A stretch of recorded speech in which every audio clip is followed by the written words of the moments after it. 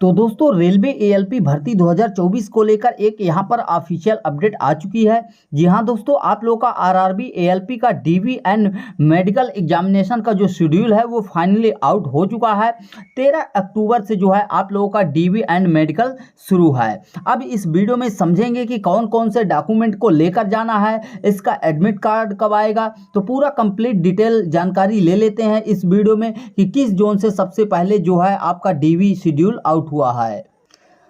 तो यहाँ पर सबसे पहले ये अपडेट जो है डीवी का शेड्यूल आरआरबी रांची की ऑफिशियल वेबसाइट में आया है। जैसे ही आप नोटिस वाले सेक्शन में जाएंगे नीचे, तो यहाँ पर आपको आज के ही डेट में मिल जाएगा 3/10/2025 के डेट में जो है यहाँ पर देखने को मिल जाता है schedule for document verification and medical examination.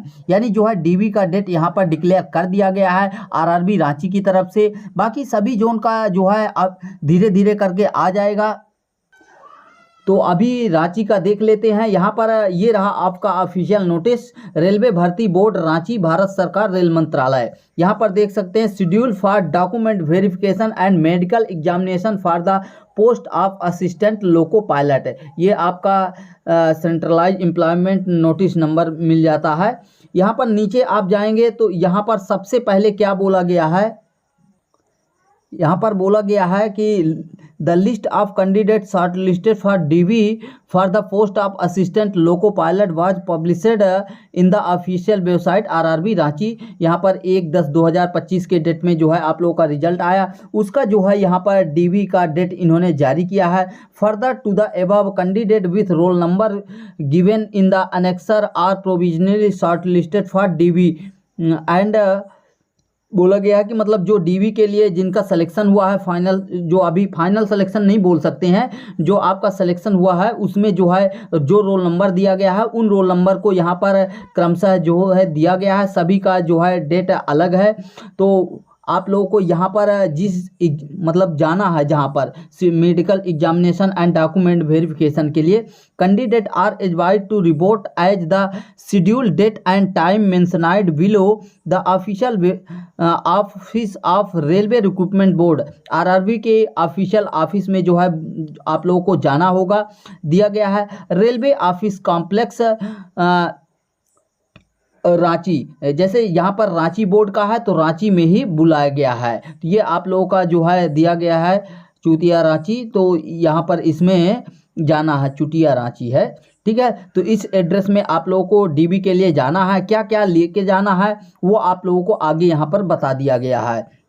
SMS email alert being sent to the candidate registered mobile number email ID for download the their e call letter from link provided RRB की तरफ से एक आप लोगों को link provide कराया जाएगा आपके ऑफिशियल जो आपने ईमेल आईडी दिया है और आपके मोबाइल नंबर में जो है लिंक भेजा जाएगा। वहां से आप लोग ई कॉल लेटर यानी एडमिट कार्ड जो है डाउनलोड कर पाएंगे। आगे इन्होंने क्या बोला है कि candidate are advised to the read the detail instruction given in the DV e call letter carefully and bring the all the required certificate and document in original. यहाँ पर बोला गया है कि जो भी इंस्ट्रक्शन दिया गया है एडमिट कार्ड में, आपके डीवी के ई कॉल लेटर में, उसको केयरफुल तरीके से जो है ध्यानपूर्वक पढ़ना है और जो भी सर्टिफिकेट और डॉक्यूमेंट मांगा गया है उसका ओरिजिनल कॉपी भी लाना है, ठीक है। The candidate call for DV should produce the original document along with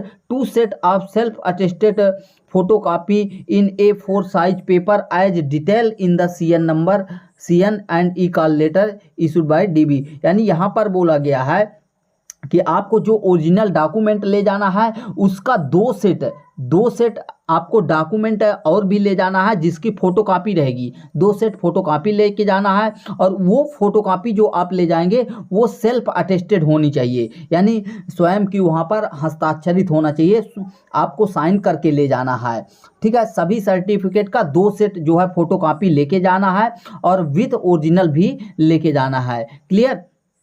यहाँ पर इन्होंने बोला है साइज भी दे दिया है कि A4 साइज में आपको लेके जाना है, ठीक है, फोटोकॉपी। आगे क्या बोला गया है उसको देख लेते हैं 6 नंबर के कॉलम में। आगे यहाँ पर 6 नंबर में इन्होंने बोला है कि कैंडिडेट को जो है डीवी के लिए बुलाया जाएगा और डीवी कंप्लीट होने के बाद, डॉक्यूमेंट वेरिफिकेशन कंप्लीट होने के बाद उनको जो है मेडिकल एग्जामिनेशन के लिए भेजा जाएगा। आरआरबी की तरफ से जो हॉस्पिटल लोकेट रहेगा उसमें जो है भेजा जाएगा। उसके लिए जो है आप लोगों को यहाँ पर 24 रुपये पे करना होगा। यहाँ पर देखिए मेडिकल फ़ी 24 रुपये। अगर रेलवे भेजती है तो आपको यहाँ पर केवल और केवल 24 रुपये लेके जाना है। लेकिन यहाँ पर इम्पोर्टेंट है, ये भी ध्यान देना है, ये वाली लाइन कि the candidate are required to come prepare to stay for 4 to 5 days accordingly. यानी यहाँ पर आपको 4 से 5 दिन का आपके पास पैसा होना चाहिए, रहने की व्यवस्था होनी चाहिए, ऐसा करके जाना है व्यवस्था करके। क्योंकि वहाँ पर डीवी के बाद किसी कैंडिडेट का अगले दिन ही मेडिकल एग्जामिनेशन हो जाएगा, किसी कैंडिडेट को जो है 3 से 4 दिन लग सकते हैं। तो उस हिसाब से ये बोल रहे हैं कि रहने की व्यवस्था और अपने खाने की व्यवस्था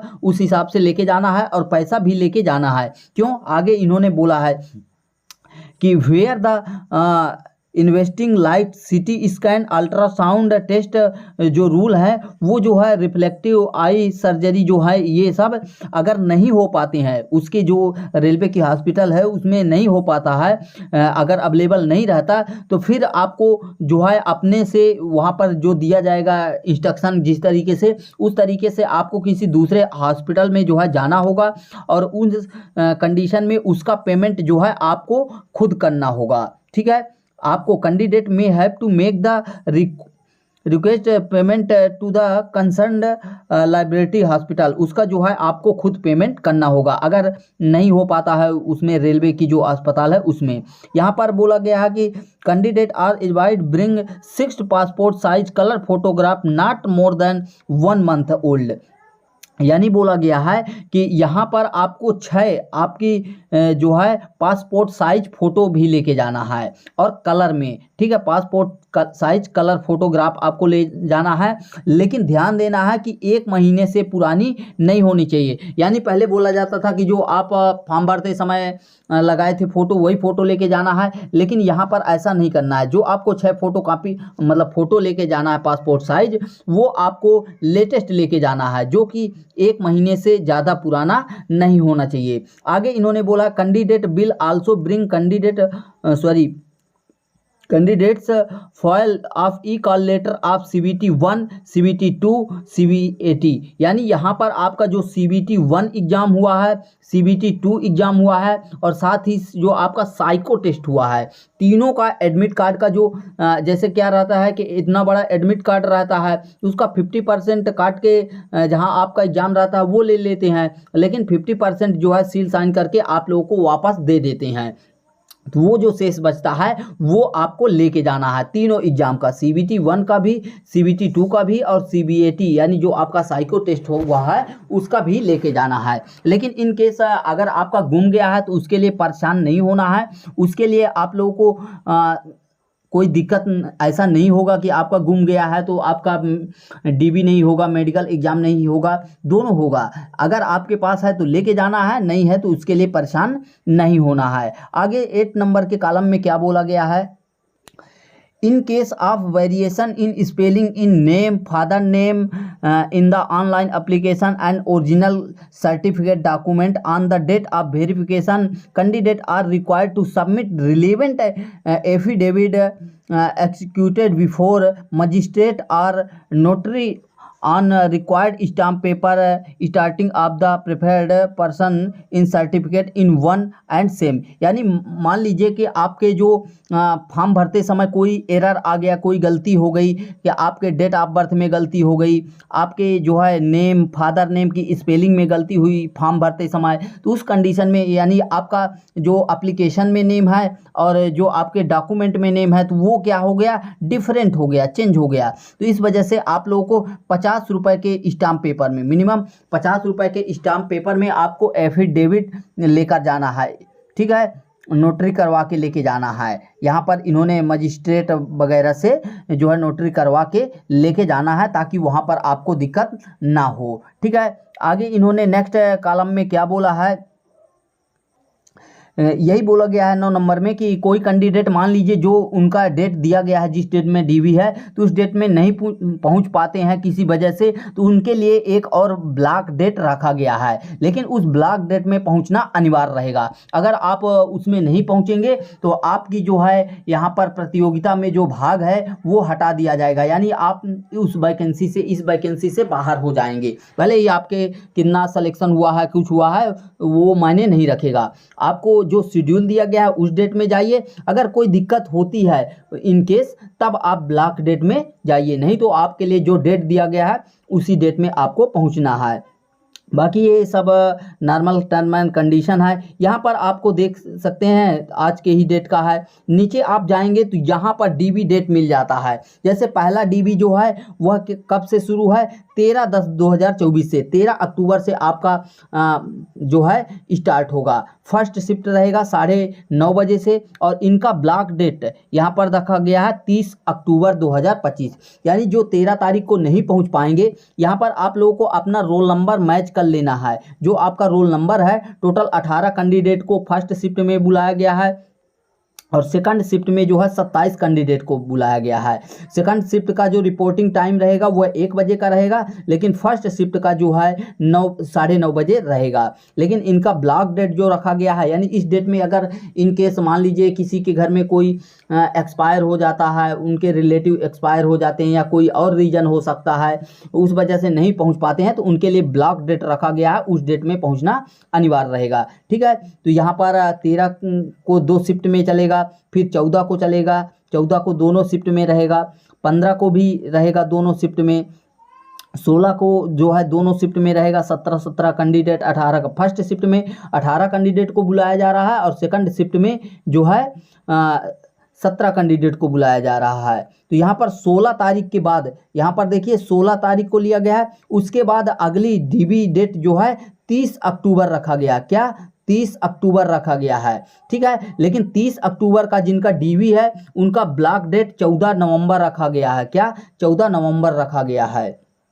फिर 30 तारीख को दोनों शिफ्ट में चलेगा, 31 को चलेगा यहाँ पर, फिर 31 के बाद डायरेक्ट 3 तारीख को चलेगा। तो देखिए यहाँ पर 31/3 सभी का जो है ब्लॉक डेट 14 नवंबर ही रखा गया है। फिर 3 तारीख के बाद 4 तारीख को चलेगा दोनों शिफ्ट में, फिर 4 तारीख को 5 को गैप है, और 6 तारीख को फिर रहेगा। ठीक है, लेकिन 6 तारीख से जिनका डीबी रखा गया है उनका ब्लॉक डेट कितना रखा गया है, 21 नवंबर रखा गया है। फिर से ब्लॉक डेट चेंज कर दिया गया है। तो ठीक है, अपने हिसाब से देख लीजिएगा, जिसका जिस डेट में, जिस टाइम में दिया गया है उस टाइम में आपको फर्स्ट शिफ्ट वालों को 9:30 बजे के पहले पहुंच जाना है। ठीक है, और सेकंड शिफ्ट वालों को 1 बजे के पहले पहुंचना है। जो एड्रेस ऊपर दिया गया उसी एड्रेस में जाना है। अगर इन केस आप अपनी डेट में नहीं पहुंच पाते हैं तो अपने ब्लॉक डेट में जाइए। ब्लॉक डेट सभी के आगे यहाँ पर देखिए, जैसे यहाँ पर 7 तारीख को जिनका डीबी है उनके लिए 21 तारीख को, 21 नवंबर को, देखिए 7 नवंबर को जिनका डीबी है तो 21 नवंबर को जो है इनका ब्लॉक डेट रखा गया है। ठीक है, फिर 7 नवंबर के बाद 10 नवंबर, सीधे 10 नवंबर को चलेगा। 10 नवंबर को जिनका एग्ज़ाम है उनका जो है ब्लॉक डेट जो है 21 रखा गया है। आगे देखें तो 7 के बाद 10 चलेगा, फिर 10 के बाद सभी का ऐसे ही कंटिन्यू चलता रहेगा। लेकिन यहाँ पर ध्यान दीजिए कि जिनका 11 तारीख के बाद डीबी होगा, 12 तारीख से उनका ब्लॉक डेट जो है चेंज हो जाएगा, 24 नवंबर रख दिया गया है। ठीक है, तो यहाँ पर बोला जाए तो टोटल जो है यहाँ पर 14 नवंबर, 13 अक्टूबर से स्टार्ट होगा और 14 नवंबर तक डीबी चलने वाला है। और डीबी के बाद जो है पैनल लिस्ट आएगा। सब कुछ डीबी एंड मेडिकल एग्जाम में सही रहता है तो आपका जो है पैनल लिस्ट में नाम आ जाएगा, और जब पैनल लिस्ट में आ जाएगा तो वहाँ पर आपका फाइनल सिलेक्शन हो जाएगा। तो जितना डॉक्यूमेंट यहाँ पर मांगा गया है सभी डॉक्यूमेंट को आपको एक मतलब ओरिजिनल ले जाना है, और उसके साथ 2 सेट में फोटोकॉपी लेके जाना है जो कि A4 साइज में रहेगा। ठीक है, A4 साइज में रहेगा। और सभी सेल्फ अटेस्टेड है, आपने साइन कर देना है सभी में, ठीक है। और साथ ही आपको 6 पासपोर्ट कलर में पासपोर्ट साइज में फ़ोटो लेके जाना है, और जो कि 1 महीने से ज़्यादा पुरानी नहीं होनी चाहिए। तो अभी आपको कलर फोटोग्राफ ले लेना है। हमारे हिसाब से तो आप 6 नहीं 10 लेके जाइएगा, ताकि कोई दिक्कत ना हो। बाकी कोई भी अभी भी आपका डाउट है तो कमेंट बॉक्स में कमेंट करिए, उसका जो है रिप्लाई ज़रूर दिया जाएगा। मिलते हैं नेक्स्ट वीडियो में। Thanks for watching and bye.